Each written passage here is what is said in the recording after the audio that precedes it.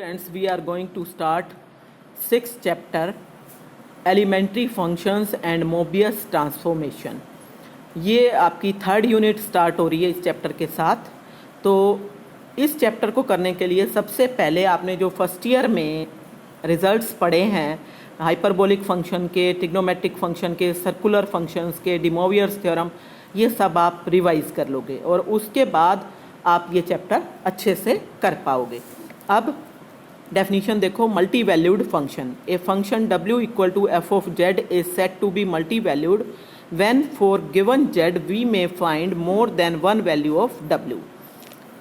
Means आपके पास अगर एक से ज़्यादा वैल्यू आती है, अब तक जो हम फंक्शन डिफाइन करते रहे हैं रियल लाइन पे, उसमें हम क्या करते थे, एक x को एक ही y से जोड़ते थे, ठीक है ना।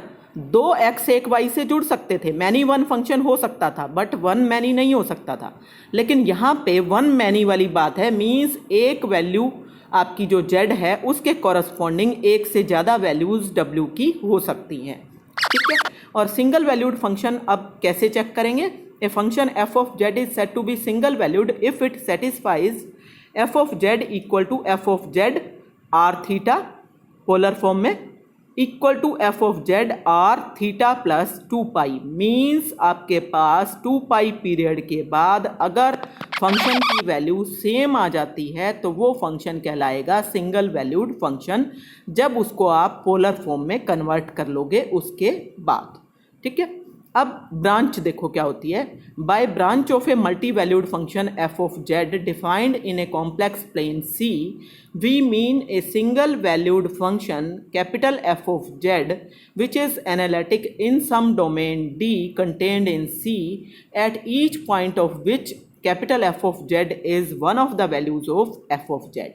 मीन्स एफ ऑफ जेड आपको गिवन मल्टी वैल्यूड फंक्शन है, आप क्या करोगे, उसमें से ही जो उसकी वैल्यूज़ आ रही हैं, मान लो उसकी 4 मल्टी वैल्यूड है तो मान लो उसकी 4 वैल्यू आई हैं w की अलग अलग, तो उन 4 वैल्यूज़ में से एक वैल्यू अगर आपने रख ली और नया फंक्शन बना लिया तो उस फंक्शन को हम कहेंगे branch of that function and we denote that by capital F of Z here. और आप अपनी मर्जी से भी नोटेशन ले सकते हो। एग्जाम्पल देखो कि जैसे अगर F of Z equal to square root of Z है तो हमें पता है कि स्क्वायर रूट ऑफ जेड की 2 वैल्यूज़ होती हैं एक्चुअली। जैसे आप 4 का स्क्वायर रूट लो तो प्लस माइनस 2 2 वैल्यूज़ आती है ना, स्क्वायर रूट ले रहे हो। लेकिन अगर आप उसमें से खाली पॉजिटिव वैल्यू ले लो तो वो आपके पास ब्रांच बन जाएगी, सिंगल वैल्यूड फंक्शन बन जाएगा एफ ऑफ जेड का। Means from here Z to the power 1/2 is equal to square root of R E to the power iota theta by 2। अगर मैं इस तरह से ले लूँ where R is positive and alpha is less than theta is less than alpha plus 2 pi, तो उस केस में आपके पास यू आर थीटा की वैल्यू आ जाएगी square root of R cos theta by 2, क्योंकि E to the power iota theta by 2 को खोल लोगे ये हो जाएगा cos theta by 2 plus iota sine theta by 2। तो रियल पार्ट आपके पास ये आएगा square root R cos theta by 2 और imaginary part V R theta आएगा square root R sine theta by 2। ये दोनों के दोनों सिंगल वैल्यूड फंक्शंस हैं, क्योंकि आप चेक करके देख लो, अगर मैं थीटा को 2 पाई पीरियड के बाद अगर मैं देखूंगी इसके अंदर चेंज करके तो वो आपके पास सेम आएगा। These are single valued function and are continuous for mod of Z positive. Therefore, and alpha is less than argument of z is less than alpha plus 2 pi। तो इस तरह से आपके पास आएगा। तो इसको हम क्या कहेंगे, दिस इज कॉल्ड दी, जो हमने ये अब नया डिफाइन किया है, z to the power half equal to square root of R E to the power iota theta where z is iota theta by 2 where r is positive and alpha is less than theta is less than alpha plus 2 pi. This is called a branch of the multi-valued function square root of z। और principal branch किसको कहेंगे, जब आपके पास जो ये theta आता है square root of R E to the power iota theta अगर आप ले लो और ये थीटा की वैल्यू अगर माइनस पाई से लेके और पाई के बीच में लाई करे तो इस ब्रांच को हम कहेंगे प्रिंसिपल ब्रांच, ठीक है। नेक्स्ट डेफिनेशन क्या है, एलिमेंट्री फंक्शन किसे कहते हैं।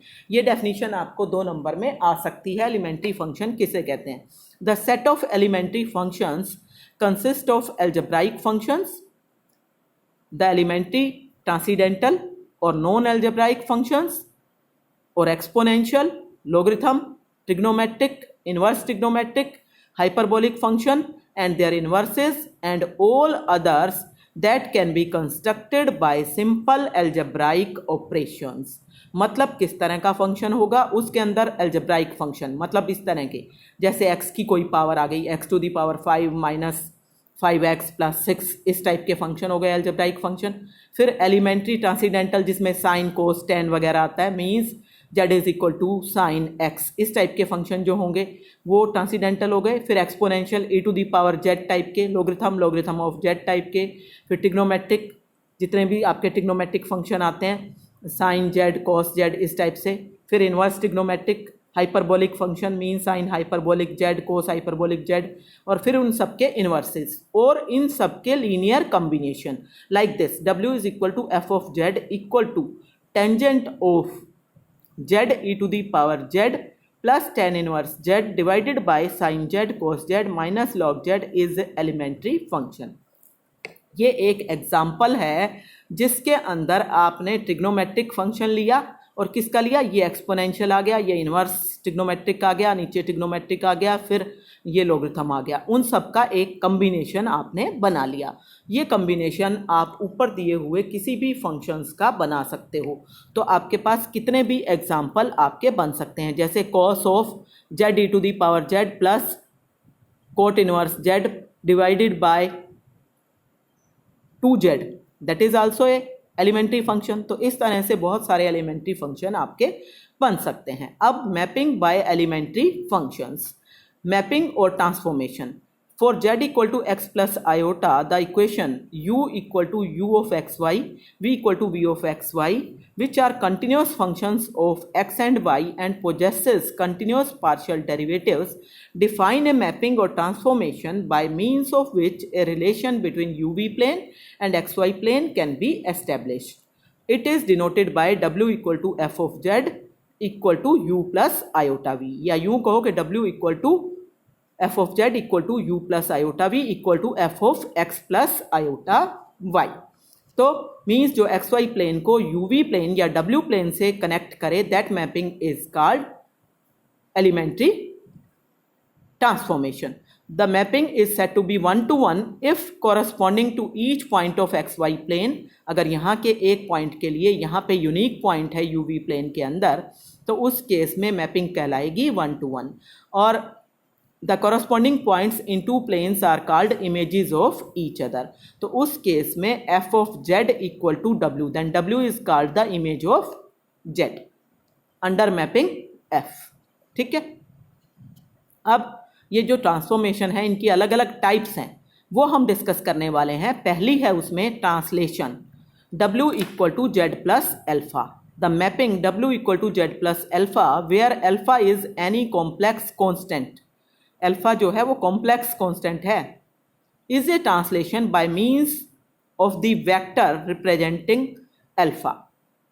Bye this transformation the figure in w plane is same as the figure in z plane with a different origin. तो इसके लिए किस तरीके से आपको करना है वो अभी आप फिगर में देखोगे। मान लो let p and a B the points z and alpha respectively. देखो यहाँ पे नीचे फिगर है ना आपके पास, p जो है वो तो रिप्रेजेंट कर रहा है z को, कॉम्प्लेक्स नंबर z को, तो ये वाला वेक्टर बन गया OP। और अल्फा जो कॉम्प्लेक्स नंबर है वो रिप्रेजेंटेड है बाय द पॉइंट A, तो ये वाला वेक्टर बनेगा OA, इसका पोजीशन वेक्टर। और उस केस में आपके पास क्या आएगा, जब आप ट्रांसफॉर्मेशन लगाओगे z प्लस अल्फा, ये z हुआ, ये इसका पैरेलल वेक्टर अल्फा हो जाएगा। तो parallelogram law of addition of vector से आपके पास ये वाला जो वेक्टर है OQ, that will be z plus alpha. So ये रिप्रेजेंट करेगा w को, which is equal to z plus alpha. तो ज्योमेट्रिकली आपके पास क्या आया, vector alpha is represented by the vector, कौन सा वाले वेक्टर से, O, sum is represented by OQ। Analytically we have z is equal to x plus iota y, alpha मान लिया मैंने a प्लस आयोटा b है, और w मान लो u प्लस आयोटा v है। तो उस केस में f ऑफ z क्या होगा, equal to w equal to u plus iota v equal to ये वाली वैल्यू जो कि आपकी दे रखी थी z प्लस अल्फा, जेड की वैल्यू पुट करो X plus iota Y, alpha की वैल्यू पुट करो ए प्लस आयोटा बी। तो रियल पार्ट क्या हो गए एक्स प्लस ए और इमेजिनरी पार्ट क्या हो गया iota times Y plus B. तो इट मीन्स रियल पार्ट आपका यू हो गया एक्स प्लस ए और वी हो गया वाई प्लस बी।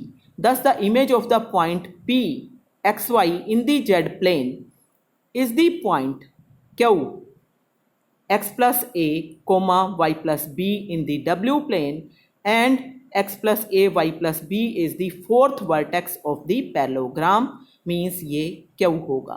ठीक है, जो मैं आपको पहले से ही बता चुकी हूँ। ठीक है, तो ये आपके पास आएगा p the point X Y, ये आपके पास p जो है ये आपके पास क्या था एक्स वाई। तो इस p पॉइंट की इमेज आपके पास क्या आ गई क्यू पॉइंट आ गया, यही तो हुआ ना। इस P पॉइंट की इमेज क्या आ गया Q point. Thus the above mapping the point P is translated along the vector alpha through a distance mod of alpha. Since this is true for every point in any region of the Z plane the image of the region is simply a translation of that region. Simply translation हो जाएगा आपके पास। The two regions have the same shape size and orientation. तो उनका size भी same रहेगा, shape भी same रहेगी और ओरिएंटेशन भी सेम रहेगा। एग्जाम्पल देखो अब ट्रांसलेशन का। व्हाट इज द डोमेन और region of the W plane into which the rectangular region in Z plane bounded by the lines x equal to 0, y equal to 0, x equal to 2, y equal to 1 is mapped under the translation w equal to z plus alpha की value है यहाँ 1 minus 2 iota. ठीक है, तो w equal हो गया z plus 1 minus 2 iota. z की value put कर दो x plus iota y, real part क्या हो गया x प्लस 1, इमेजिनरी पार्ट क्या बन गया y माइनस 2। तो u की वैल्यू आ गई x प्लस 1 और v की आ गई y माइनस 2।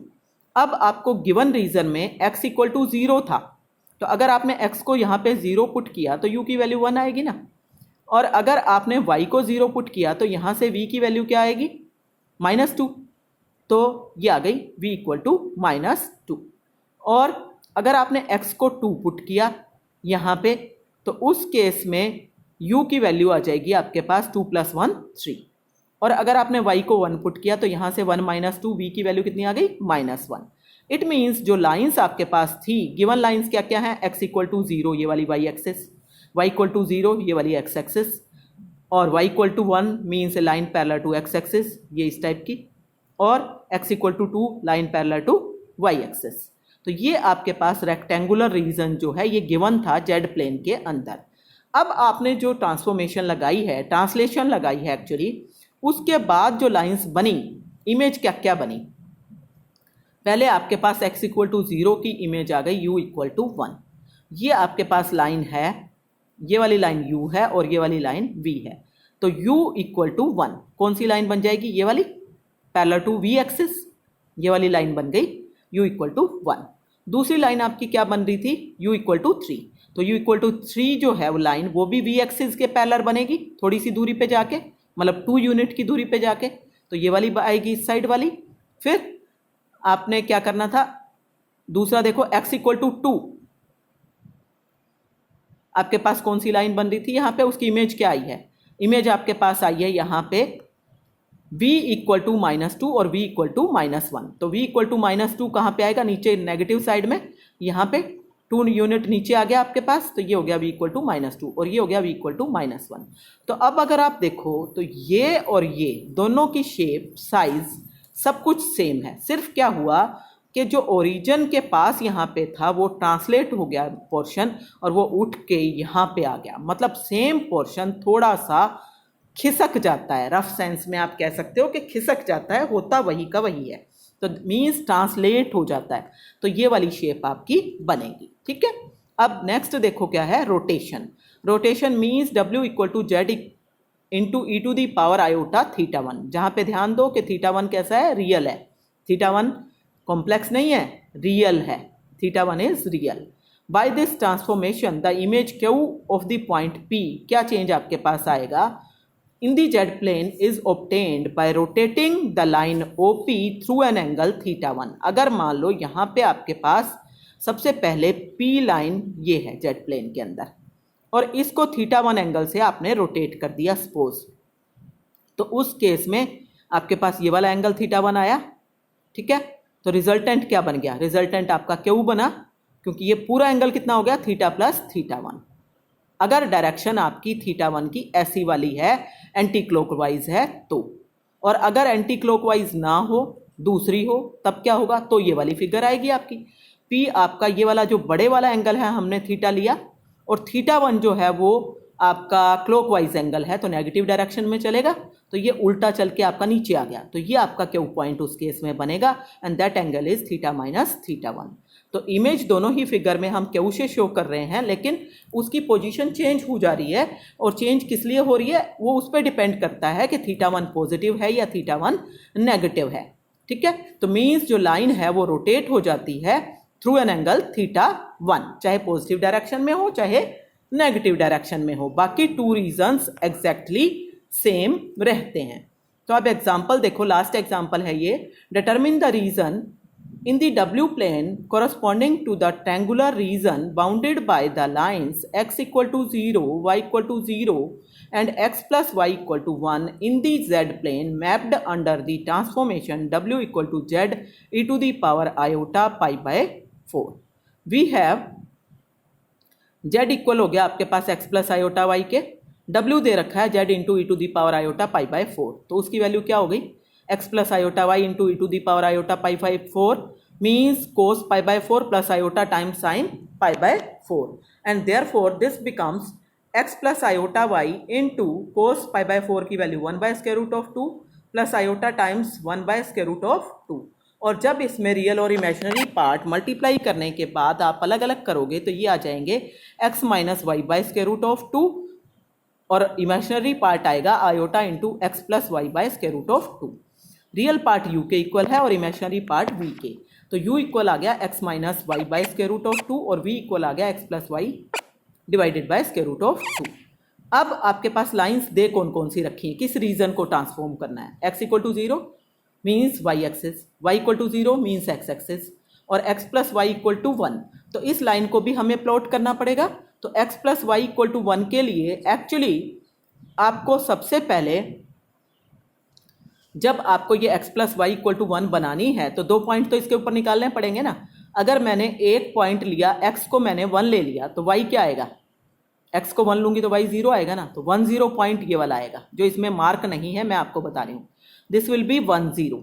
और अगर आपने y को 0 ले लिया तो x की वैल्यू 1 आएगी, मीन्स आपके पास आ जाएगा y की वैल्यू आपके पास आएगी 0, ये वाला पॉइंट आएगा 0 1, तो ये 1 0 पॉइंट, ये 0 1 पॉइंट, इन दोनों को अगर मैं ज्वाइन कर दूं तो ये लाइन बनेगी x plus Y equal to 1। तो ये तो हुआ z प्लेन का रीजन। अब आपको निकालना है w प्लेन का रीजन कैसे बनेगा, तो उसके लिए आपको क्या करना है, x इक्वल टू 0 अगर मैं पुट करूं यहाँ पे तो u की वैल्यू कितनी आ जाती है, u की वैल्यू आपकी आ जाती है minus 1 by 2 square root into Y, और v की वैल्यू कितनी आ जाएगी, अगर मैंने x को 0 पुट किया तो 1 by 2 square root into Y. और अगर मैं इन दोनों को देखूं ध्यान से तो v equal to minus U आ रहा है ना, क्योंकि आपको अगर यूवी प्लेन में कुछ भी प्लॉट करना है तो वो या तो पूरा u में हो या v में हो या दोनों में मिक्स हो, उसमें x और y तो नहीं होने चाहिए, इसीलिए हम x और y को एलिमिनेट कर रहे हैं और इन दोनों को ऐड करके v की वैल्यू आई माइनस यू। इसी तरह से अगर मैं y को 0 पुट करूं तो यहाँ से u की value x by square root 2 आएगी, अगर y को 0 पुट करूं तो v की value x by square root 2 आएगी, दोनों वैल्यू इक्वल आई ना, तो v इक्वल टू यू, तो एक लाइन ये आ गई। अब line x plus Y equal to 1, यहाँ से देखो x प्लस वाई को अगर मैंने 1 पुट कर दिया तो v की वैल्यू क्या आ गई, 1 बाय स्क्वायर रूट ऑफ 2, तो इसका मतलब line x plus Y equal to 1 maps into v equal to 1 by square root of 2। Hence the given triangular region in Z plane is transformed in triangular region in W plane bounded by the lines।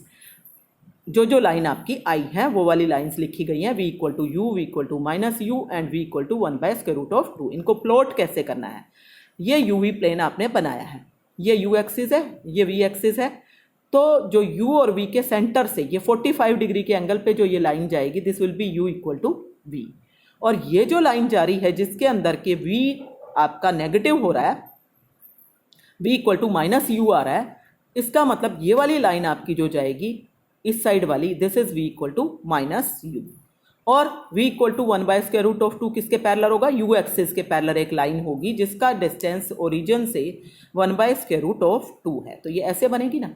अब ये आपके पास नया reason आया। अब आप ध्यान दो, अगर मैं इसी वाले गिवन रीजन को अगर घुमा देती 45 डिग्री के एंगल पे ऐसे टर्न कर दूं तो ये ऐसे खड़ा हो जाएगा ना, क्योंकि ये वाला एंगल 45 है, ठीक है ना।